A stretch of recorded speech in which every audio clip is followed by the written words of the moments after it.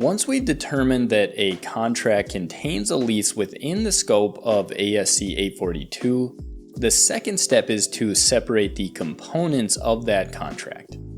It's very common for contracts to include multiple components, and those components can be lease components or non-lease components. Sometimes you'll even see contracts with multiple lease components or multiple non-lease components. For example, imagine you sign a contract to lease warehouse space, and a single monthly payment of $10,000 covers the building itself, the use of a forklift, and an annual building inspection. Is that one lease, two leases, or two leases and a separate non-lease service? Well, under ASC 842, it's the last one, two lease components and one non-lease component, and we need to allocate the consideration accordingly. So in this episode, we'll walk through exactly how US GAAP tells us to separate and allocate these components. And toward the end, we'll look at a practical expedient that can simplify this step in many real-world situations.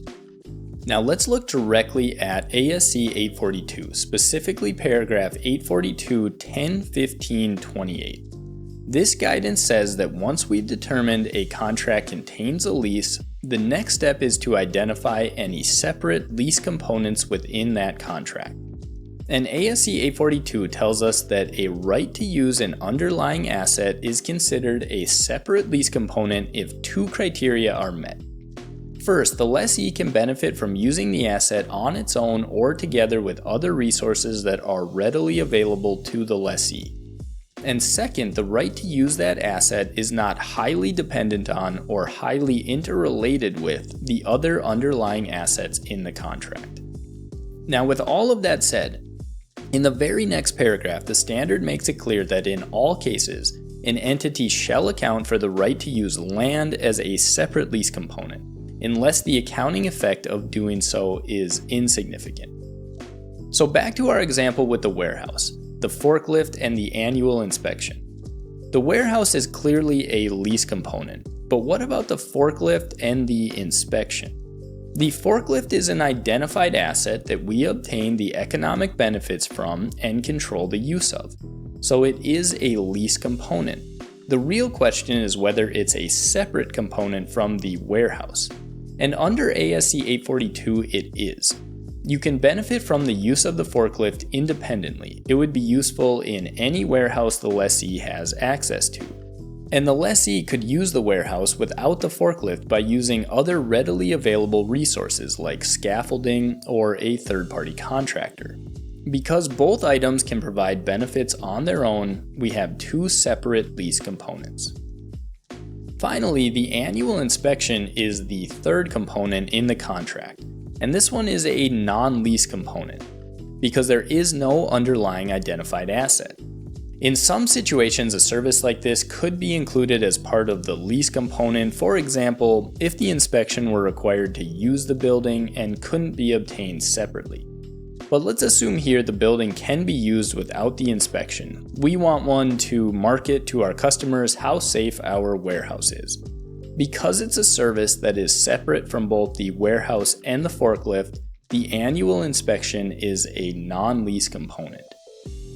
So now that we've identified the lease and non-lease components, the next step is to allocate the consideration in the contract to each component. In our example, we're paying a single monthly amount of $10,000 for the warehouse, the forklift, and the annual inspection. Under ASC 842 10.15.33, we need to allocate that payment using the relative standalone prices of each component. If they don't have standalone prices, we'll need to estimate them using the best information we have available, maximizing observable inputs wherever possible. So for our example, let's assume the warehouse could be leased on its own for $9,000 per month, the forklift for $1,000 per month, and an annual inspection would cost $800. To allocate this accurately, we first need to determine the total annual cost of the contract, since the inspection would only be paid once a year on a standalone basis. So the warehouse would be $9,000 per month or $108,000 annually. The forklift would be $12,000 per year and the inspection would cost $800 annually. This gives us a combined standalone price of $120,800 per year. So now that we know the annual standalone prices, we can calculate each component's percentage of the total. For the warehouse, we take $108,000 divided by the $120,800 total, which comes out to 89.4%. The forklift makes up 9.9% of the total, and the annual inspection makes up the remaining 0.7%. These percentages are what we'll use to allocate the $10,000 monthly payment. So for the warehouse, we take 89.4% of that and allocate $8,940 to the warehouse lease component, 9.9% or $990 to the forklift lease component, and $70 to the inspection non-lease component. We'd account for the warehouse and forklift leases under ASC 842, but the $70 monthly inspection cost is outside the scope of the standard and would be tracked and accounted for under the different relevant topic. Finally, if the contract includes initial direct costs, things like commissions, legal fees, or other costs we wouldn't have incurred if we hadn't obtained the lease, we need to allocate those costs to the lease components in the same way we allocated the monthly payment. Only the lease components receive an allocation of these costs, not the non-lease components. Now that we've covered all that, I'm going to throw a bit of a curveball at you. Everything we just walked through is important, and there are definitely situations where separating lease and non-lease components makes sense. But ASC 842 also provides us a practical expedient that can simplify this step quite a bit. Paragraph 842.10.15.37 states that as a practical expedient, a lessee may, as an accounting policy election by class of underlying asset, choose not to separate non-lease components from lease components, and instead account for each separate lease component and the non-lease components associated with that lease component as a single lease component. So what does this mean in our example? Well, the practical expedient allows us to combine a lease component with the non-lease components that relate to it, but it does not allow us to combine separate lease components. That means the warehouse lease component and the forklift lease component still need to be accounted for as separate leases.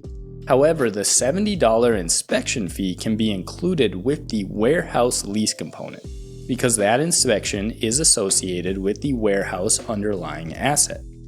So instead of allocating 3 separate amounts each month, we now only have 2. $9,010 allocated to the warehouse lease component, which includes the inspection, and $990 allocated to the forklift lease component.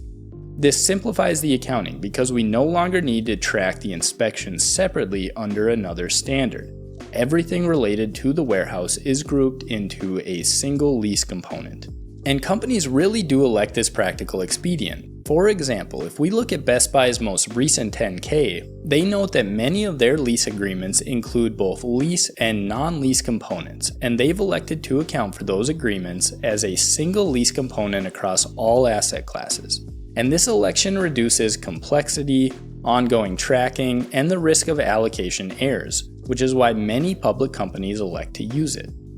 So that covers how we identify and separate the lease and non-lease components of a contract and how the practical expedient can streamline that process. In the next episode, we'll walk through step 3 in our process, classifying the lease.